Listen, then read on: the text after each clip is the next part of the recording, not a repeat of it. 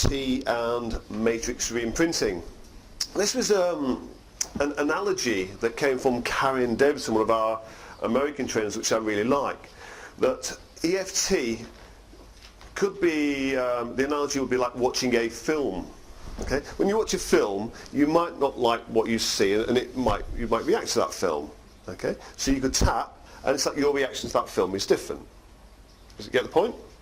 Okay, so you're not bothered about that horror film anymore, that murder film or whatever it might be. That's like, it feels okay now, it's not reacting to me.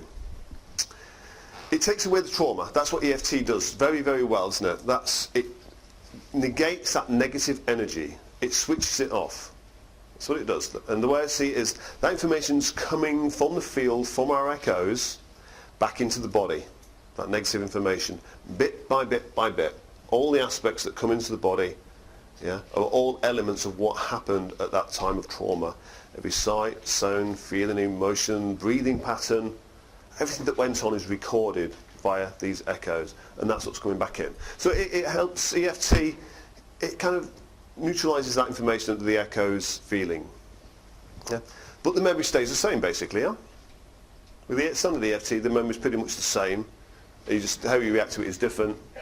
And also important, a recent change is really looking at addressing fields, morphic fields of behaviour that we have to start to address. And I'll talk quite a bit about this. Okay, so that's EFT. So with Matrix, it's more like participating in a play. With a film, you can't get involved, can you? But with a play, you can step into that play and be involved within the play. And you can be the director of that play. You can change what happens within that play. So it resolves the trauma using EFT.